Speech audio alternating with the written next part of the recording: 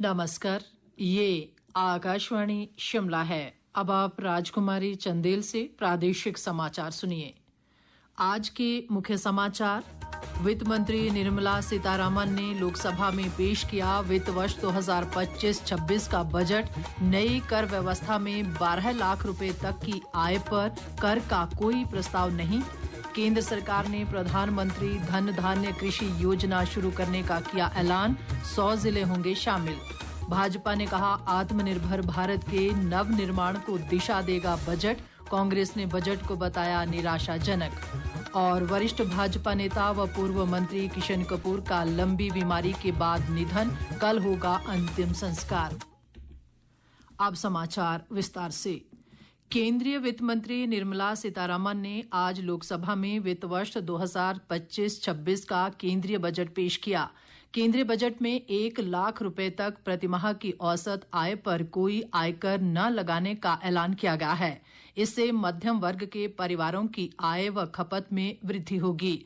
वेतनभोगी करदाताओं को नई कर व्यवस्था में 12,75,000 रुपए तक कोई आयकर नहीं देना होगा। Happy to announce that there will be no income tax payable up to income of 12 lakh rupees.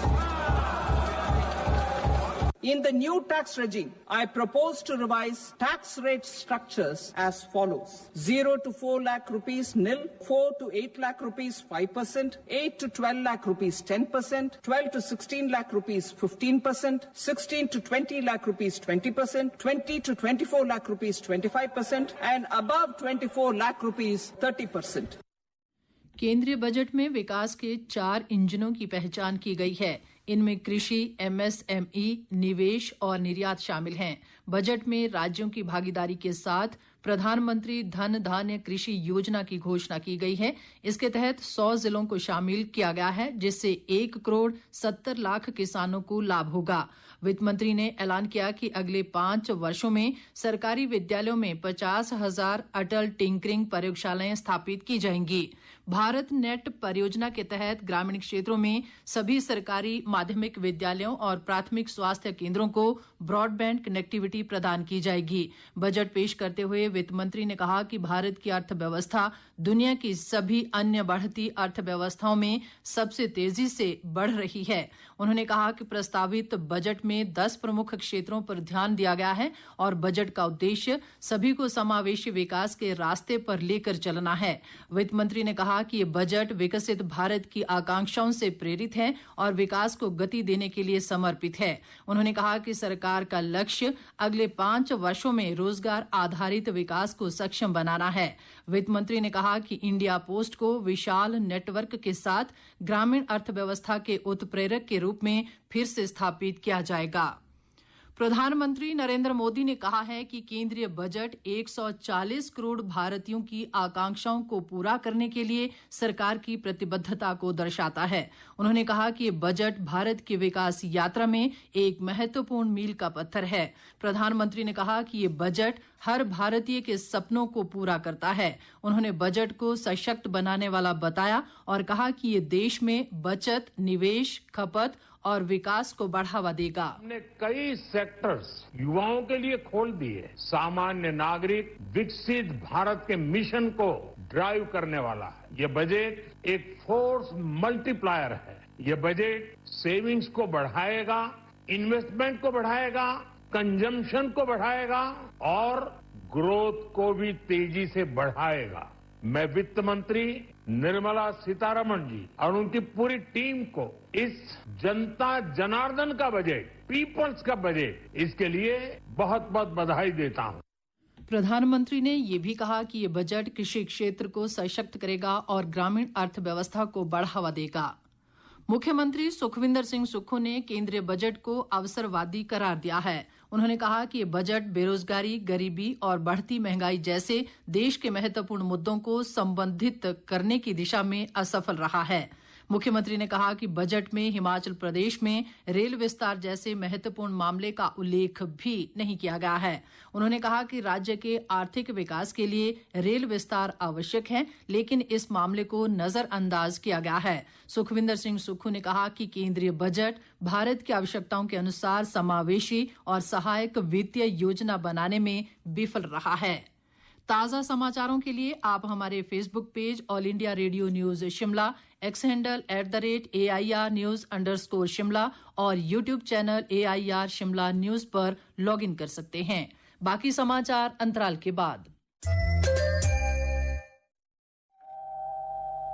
अरे ये क्या हुआ शर्मा जी को? इनके हाथ, पैर, कान और ये नाक पर सफेद पीले दाग कैसे पड़ रहे हैं? लगता है इन्हें शीत दंत यानी कोल्ड बाइट हुआ है, जिसे हाइपोथर्मिया भी कहते हैं। शरीर के अंगों का सुन पड़ना, हाथों, पैरों, कान और नाक पर सफेद या पीले दाग उभर आना, ये हाइपोथर्मिया की पहचान है। हाइपोथर्मिया में असीमित ठिठुरना, सुस्ती, थकान, याददाश्त कमजोर हो सकती है। ऐसा होने पर तुरंत अपने नजदीकी स्वास्थ्य केंद्र में संपर्क करना चाहिए। तैयार रहिए, सुरक्षित रहिए और स्थानीय रेडियो प्रसारण केंद्र के जरिए मौसम की जानकारी लेते रहें। बॉडी में हीट बनाए रखने के लिए पोषक खाने और गर्म पेय पदार्थों का सेवन करते रहें। गर्मी के लिए अलाव या हीटर का इस्तेमाल करें। कोयले की अंगीठी का इस्तेमाल न करें, ये जानलेवा भी हो सकती है। अधिक जानकारी के लिए अपने जिला आपदा प्रबंधन प्राधिकरण से टोल फ्री नंबर 1077 या राज्य आपदा प्रबंधन प्राधिकरण से टोल फ्री नंबर 1070 पर संपर्क करें। हिमाचल प्रदेश राज्य आपदा प्रबंधन प्राधिकरण द्वारा जनहित में जारी।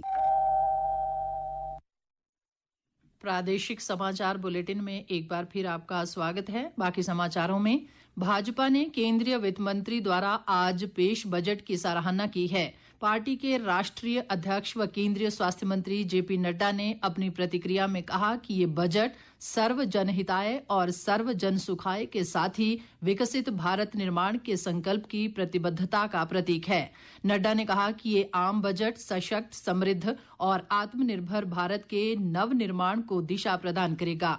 प्रदेश भाजपा अध्यक्ष राजीव बिंदल ने कहा कि इस बजट में युवा, किसान, गरीब और महिलाओं पर ध्यान केंद्रित किया गया है। उन्होंने कहा कि बजट के अनुसार आयकर में राहत केंद्र सरकार का जनता को एक बड़ा तोहफा है। इधर प्रदेश के कांग्रेस व भाजपा नेताओं ने बजट पर अपनी मिलीजुली प्रतिक्रिया दी है। अधिक ब्यौरे के साथ हमारे सहयोगी। प्रदेश सरकार में राजस्व मंत्री जगत सिंह नेगी ने केंद्रीय बजट को निराशाजनक करार दिया है। उन्होंने कहा कि देश के वर्तमान और भविष्य के लिए बजट में कोई योजना नहीं है और केवल राजनीतिक घोषणाएं ही हुई है।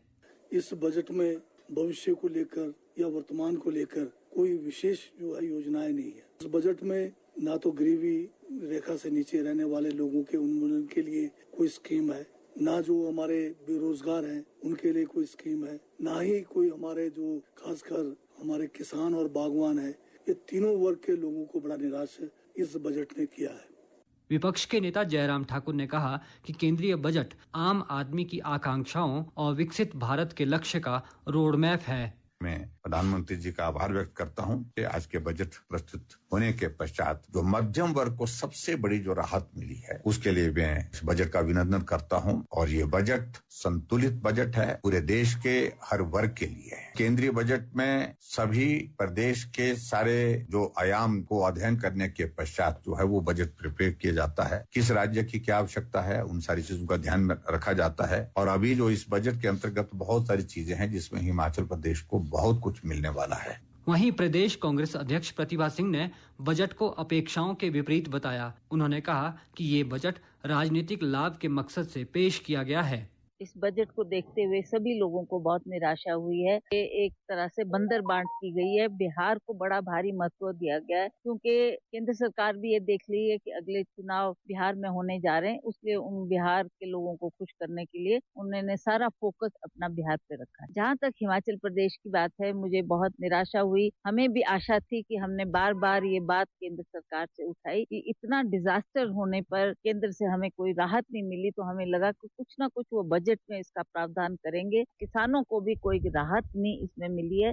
बजट प्रतिक्रिया में हमीरपुर जिला भाजपा के पूर्व सचिव विनोद ठाकुर ने कहा कि ये बजट देश के गरीब व मध्यम वर्ग की उन्नति वाला बजट साबित होगा। उन्होंने कहा कि इसके अलावा ये बजट भारत के आत्मनिर्भरता अभियान में भी तेजी लाएगा। प्रादेशिक समाचार के लिए समाचार कक्ष से मैं सुरेश शर्मा।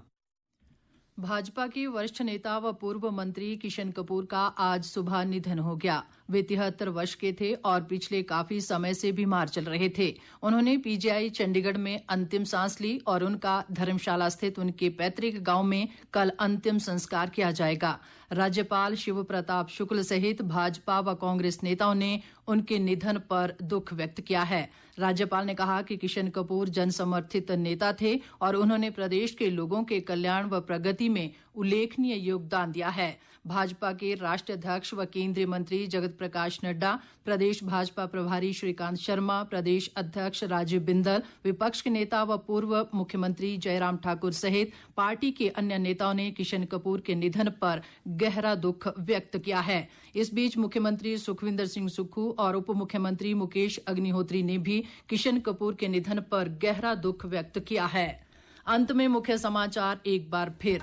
वित्त मंत्री निर्मला सीतारमण ने लोकसभा में पेश किया वित्त वर्ष 2025-26 का बजट। नई कर व्यवस्था में 12 लाख रुपए तक की आय पर कर का कोई प्रस्ताव नहीं।